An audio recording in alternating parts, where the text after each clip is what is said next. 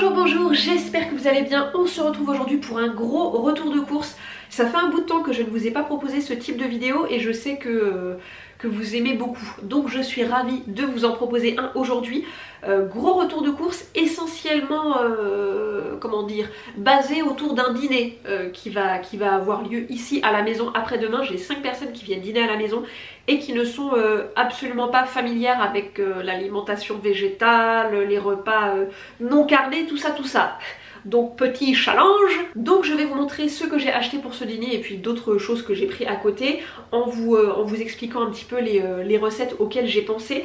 Juste avant, je voulais vous montrer un colis que j'ai reçu de la part de la marque Autour du riz parce que je me suis dit que ça faisait sens en fait. Comme je n'ai pas encore rangé les produits et qu'il s'agit de bouffe, autant faire d'une pierre deux coups. Voilà. Autour du riz, je vous en ai déjà parlé à plusieurs reprises, c'est une marque que j'aime beaucoup, dont j'apprécie beaucoup les valeurs, les produits, j'achète très régulièrement chez eux, notamment les tagliatelles de riz qui sont vraiment mes préférés, leur pâte de curry aussi qui est exceptionnelle, vraiment leurs sauces soja sont aussi très bonnes. C'est une marque qui développe des filières bio en Asie, des filières de riz mais aussi de produits exotiques, en privilégiant toujours les relations justes et équitables.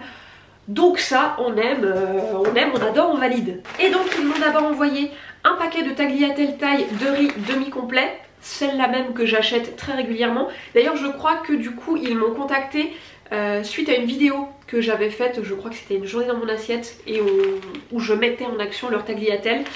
Et que vous dire, j'en ai toujours un ou deux paquets à la maison, donc elles vont rejoindre mon stock. Voilà.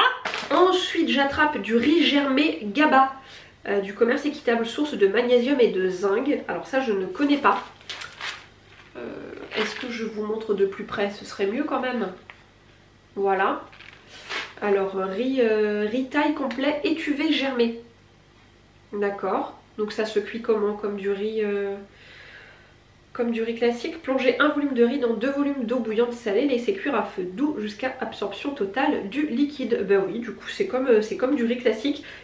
J'imagine pardon, que c'est un petit peu plus intéressant nutritionnellement parlant, de par la germination, n'est-ce pas? Du riz pour risotto. Alors je n'ai jamais goûté celui de la marque Autour du riz, donc je suis ravie de l'avoir dans le colis. Comme ça je vais voir un petit peu ce qu'il a dans le ventre, n'est-ce pas? Le riz pour risotto, j'en ai toujours à la maison parce que c'est vraiment un plat qu'on aime beaucoup. Ensuite du sucre brut de fleur de coco, ça je vous en ai déjà parlé à plusieurs reprises. C'est un sucrant naturel non raffiné que j'aime beaucoup avoir à la maison parce qu'il est super riche en minéraux en tout genre. Donc que vous dire, c'est un basique. Alors par contre c'est clairement un sucrant qui est onéreux, donc dans une recette qui demande je sais pas 300 grammes de sucre par exemple, c'est non, hein. Je me tourne plutôt vers le sucre de canne bio que j'achète en vrac, et puis lui je le réserve pour vraiment des recettes qui demandent peu de sucre, ou alors dans un petit yaourt végétal, dans une compote, ce genre de choses. Ensuite j'attrape un mélange fait de riz taille complet, lentilles corail, boulgour de pois cassés et riz rouge complet. Ça c'est super intéressant ce type de mélange comme ça. Je pense que c'est une gamme en fait, mais mélange protéiné. Donc à mon avis il doit y en avoir plusieurs. Ça c'est le mix 2 parce que quand on n'a vraiment pas le temps et qu'on veut être sûr d'avoir une assiette on va dire à peu près bien équilibrée, vous accompagnez ça avec des légumes et c'est juste parfait. Cuisson 10 minutes, donc c'est vraiment rapide. Je vous montre d'un petit peu plus près à quoi ressemble le paquet. Du coup je pense que je vais aller voir leur autre mix dans cette gamme là, parce que je trouve que c'est toujours intéressant d'avoir un paquet de ce type là dans ses placards. Ensuite du risotto aux tomates, cucina italiana. Non, je n'ai jamais fait italien. Riz blanc pour risotto, tomates, un petit peu d'oignon, basilic et poireaux. Voilà, cuisson 18 minutes, encore une fois plutôt pas mal quand on n'a pas trop le temps de préparer ces petits légumes, tout ça. Je vous montre un petit peu sur le côté peut-être pour que vous voyez bien. Ensuite j'attrape 2 boîtes de riz parfumé, du riz aux épices et noix de cajou, recette du Pendjab. J'ai déjà goûté ce mélange et il est vraiment extra, je l'aime beaucoup. Et celui-ci c'est riz et fruits secs façon tagine, recette de Marrakech. Donc écoutez, je goûterai ça. La fameuse pâte de curry jaune. Non mais que vous dire, si vous êtes fan de curry, le plat, hein, le curry, il vous faut essayer cette pâte de curry pour l'assaisonner.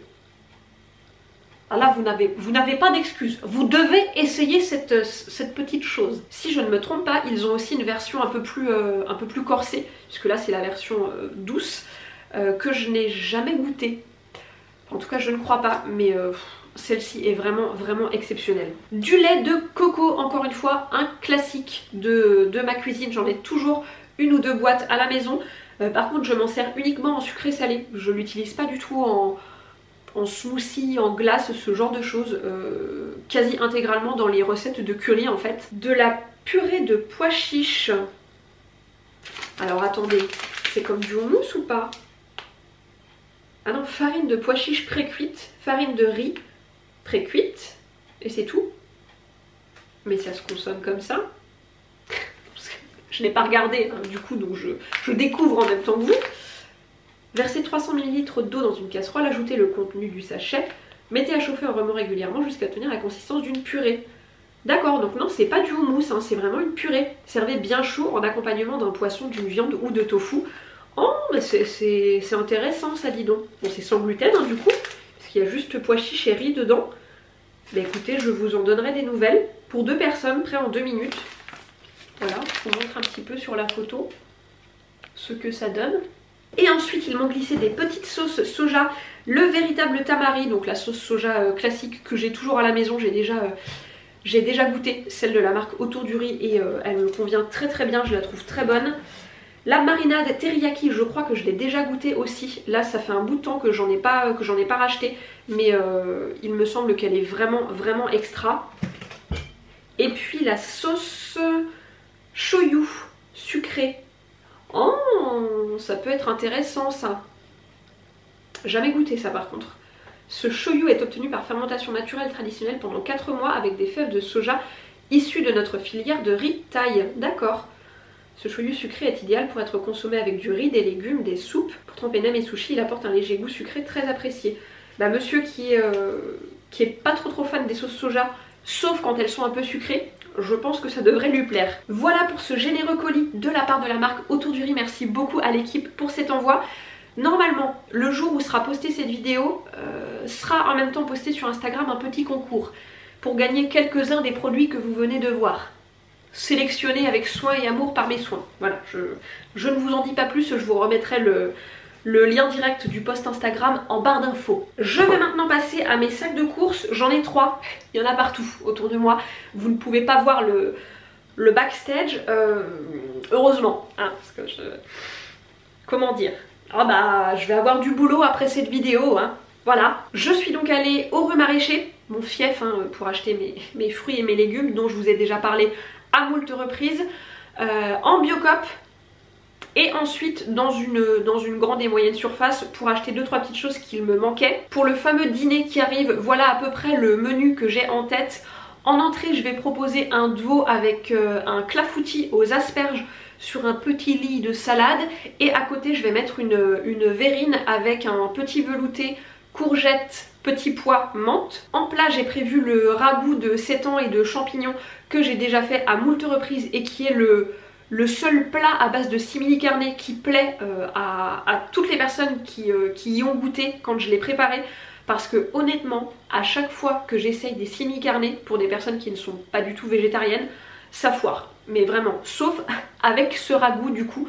Donc j'ai clairement abandonné l'idée des simili carné quand je reçois des gens à la maison. Mais c'est vrai que ce ragoût rencontre toujours du succès. Donc comme je donne tout au niveau de l'entrée et du dessert, dont je vais vous reparler tout de suite, je n'avais pas envie de trop me casser la tête, on va dire, au niveau du plat. Et comme je sais que ce ragoût fonctionne à coup sûr, voilà, je vais préparer ça. Et pour le dessert, j'ai prévu de faire une crème brûlée aux framboises et du millet au lait. Donc comme du riz au lait, sauf qu'à la place du riz, je vais mettre du millet. Hein, bon, j'ai peut-être vu les choses en grand, ça va me demander un petit peu beaucoup de travail, mais moi j'adore ça, être en cuisine, donc ça ne me dérange absolument pas. Donc je vais d'abord commencer par ce que j'ai pris, enfin les fruits et les légumes que j'ai achetés au Rue Maraîcher. J'ai d'abord pris une belle botte de carottes, donc les carottes ce sera pour mon ragoût de sétan. Ah oui, alors pour toutes les recettes, à part le millet au lait que je vous avais posté sur Instagram, donc j'essaierai de retrouver le post et de vous remettre le lien en barre d'infos. Mais pour toutes les autres, ce sont des recettes qui sont issues de livres de cuisine que je possède. Donc je ne pourrais pas vous les donner en fait parce que je n'en ai pas le droit, je ne les possède pas en fait, elles ne sont pas ma propriété, donc je ne peux pas vous les donner. Mais je suis sûre que si vous tapez par exemple le clafoutis aux asperges, crème brûlée à la framboise sur un moteur de recherche, vous trouverez très facilement des recettes associées. De la menthe pour mon velouté courgette, petit pois menthe, et du persil plat encore une fois pour mon ragoût. J'ai aussi fait le plein de pommes de terre, je crois qu'il m'en faut deux ou trois pour mon ragoût. J'ai pris des oignons et de l'ail. Des courgettes, ça y est, les courgettes de la ferme au remaraîcher sont arrivées. Je suis ravie parce que les miennes ne sont pas encore prêtes, hein. Donc j'en ai pris 2 belles pour mon velouté en entrée. Ensuite en Biocoop j'ai pris les légumes que je n'ai pas trouvés au remaraîcher, plus d'autres choses dont j'avais besoin pour cuisiner. Donc j'ai pris des asperges, j'ai cru que j'allais décéder quand l'étiquette du prix est sortie. 10,80 €. Aïe. Après j'en ai pris beaucoup, hein. Tout ne va pas passer dans le clafoutis. Vous avez vu comme elles sont belles, regardez-moi ça. Elles sont magnifiques ces asperges, est-ce que vous les voyez? Oui. Elles sont vraiment vraiment canon. Je pense que je vais m'en garder une mini botte comme ça à déguster en solo, voilà, parce que j'adore les asperges rôties au four avec des pommes de terre, un petit peu d'ail, c'est juste extra, et puis de l'huile d'olive évidemment. Et pour le reste du coup ça va passer dans le clafoutis. J'ai pris des saucisses chez Witty, les végés andalouses, donc qui iront du coup dans mon ragoût 7 ans champignons. J'ai pris pour l'apéro des olives en vrac qui sont dans ma petite boîte. Ce sont des olives vertes dénoyautées nature. Ça fait à peu près 2-3 mois je dirais que je fais moi-même mon assaisonnement quand j'ai envie de manger des olives aromatisées, à l'ail notamment parce que j'adore ça. En fait ça m'embêtait à chaque fois d'acheter des olives aromatisées parce que la plupart des marques les proposent seulement en conditionnement en plastique et pas du tout en pot en verre. Donc ça commençait, si vous voulez, à me courroucer légèrement, voilà. Et je me suis dit non mais en fait t'es con Julie, t'as juste à mélanger de l'huile d'olive, de l'ail, du sel, du poivre, enfin du paprika, ce dont tu as envie, et tu mélanges avec tes olives et voilà, c'est fait. Tes olives tu les achètes en vrac. Et effectivement, ça paraît très simple, hein. Peut-être que vous le faites depuis 4-5 ans. Mais non, moi je découvre ça maintenant. Écoutez, il n'est jamais trop tard, hein. Donc je pense que je vais tout simplement les servir avec un petit assaisonnement huile d'olive, sel, poivre, ail, ce sera très bien. Et évidemment je ne mets pas de l'ail moulu, hein, séché, je mets de l'ail frais que j'émince très finement. C'est meilleur. Pour le clafoutis aux asperges et pour la crème brûlée aux framboises, j'avais besoin de tofu soyeux. Je prends toujours celui de la marque Seuil. De toute façon, je crois qu'il n'y a que cette marque dans la Biocoop dans laquelle je vais. Non, il y en a peut-être une autre qui est référencée depuis moins longtemps que Seuil. Je sais plus, il faudrait que je vérifie. Mais de toute façon, je me tourne toujours vers Seuil parce que c'est une marque que j'aime beaucoup. C'est du soja bio, sans OGM, du sud-ouest français, donc c'est parfait. Toujours chez Seuil, du coup j'ai pris du lait de millet pour mon millet au lait en dessert, et alors c'est du lait de soja avec du petit épeautre et de la noisette. Celui-là je l'aime beaucoup beaucoup, ça faisait un bout de temps que je ne l'avais pas acheté, donc là je me suis fait un petit plaisir. J'ai aussi pris du lait de soja nature classique, j'en ai toujours 1 ou 2 briques à la maison. Du sirop d'érable parce que j'ai bientôt fini la bouteille qui est entamée actuellement. Je prends quasi tout le temps celui de la ferme Bifrand qui est importé par l'entreprise Le Biomonde, dont je vous ai déjà parlé à plusieurs reprises sur le blog, sur Instagram. C'est vraiment un sirop d'érable que j'aime beaucoup. Et je vais sucrer mon millet au lait avec. J'ai aussi repris des petits sachets d'agar-agar. Je crois qu'il m'en faut pour la crème brûlée aux framboises, si je ne dis pas de bêtises. Et peut-être le clafoutis aux asperges, mais sans certitude, je ne sais plus. Il va falloir que je regarde mes recettes. J'ai aussi repris du sucre de canne en vrac et alléluia, ma Biocoop propose enfin la tare. Non, parce que j'avais l'impression que tous les magasins bio de France la proposaient, sauf les miens. J'exagère à peine, je vous jure. Mais ça y est, c'est enfin arrivé, donc maintenant je peux directement aller avec mes contenances.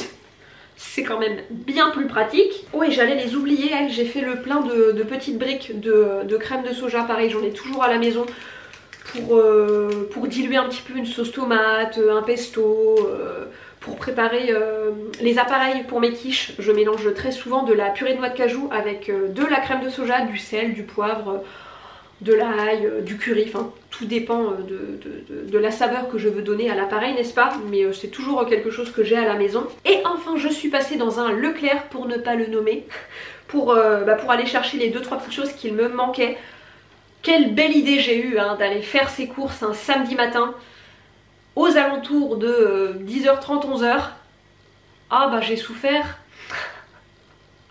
En fait je vais quand même très rarement hein, dans les grandes et moyennes surfaces, ou au pire je vais dans un petit Super U, pas du tout aux heures de pointe, genre en plein après-midi, en semaine.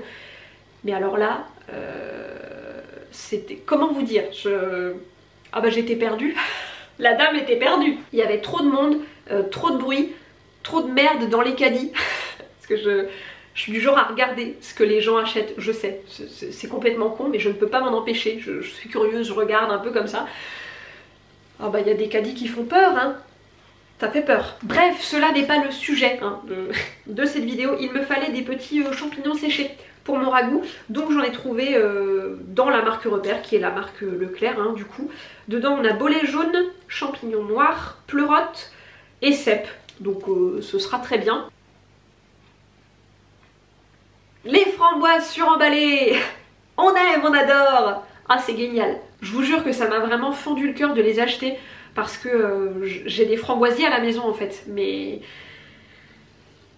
les framboises ne sont pas prêtes. J'en ai récolté 5 ce matin, je vais pas faire ma crème brûlée avec 5 framboises quoi. Il m'en fallait au moins 200 grammes, donc j'ai dû me résigner à en acheter. Et alors, oh ouais, cette boîte en plastique là, ça me fout en l'air. Et rien à voir, mais j'ai aussi fait le plein de mon chocolat préféré, hein, de tous les temps, de tout l'univers, tout ça. Pareil, dont je vous ai déjà parlé à maintes et maintes reprises parce que c'est vraiment une marque que j'adore, qui fait d'excellents chocolats. C'est donc la marque bretonne Grain de Sel, et mon préféré chez eux, qui le restera toujours je pense, c'est le noir fleur de sel, qui est exceptionnel. J'en salive hein, pour vous donner une idée. Ils ont sorti quelques références ces derniers mois, enfin cette dernière année, en noir, notamment un noir sarrasin et raisin il me semble, qui est vraiment très très bon, mais qui à mon sens n'arrive pas à la cheville du noir fleur de sel, qui est mais vraiment extraordinaire.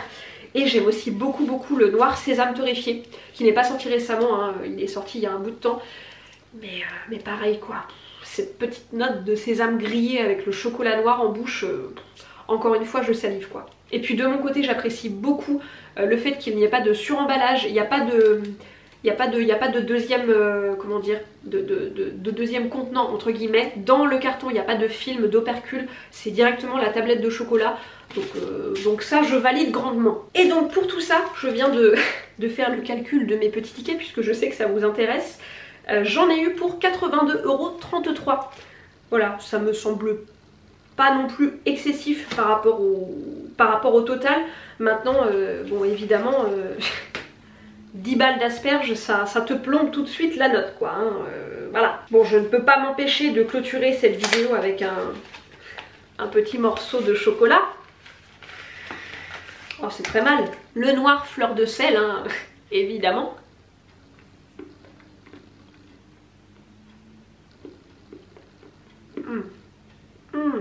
Bien sur cette note chocolatée, je vais clore cette vidéo maintenant, hein, vidéo à mi-chemin entre l'unboxing et le retour de course. Si jamais je trouve le temps de vous prendre une petite photo ou un petit plan vidéo avant de servir les plats, je vous les aurai incrustés avant. Sinon, si vous n'avez rien vu, bah, c'est que je n'ai pas eu le temps et j'espère que vous ne m'en voudrez pas trop. Voilà, je vous fais des gros bisous, j'espère que tout va bien pour vous et bah, je vous retrouve bientôt.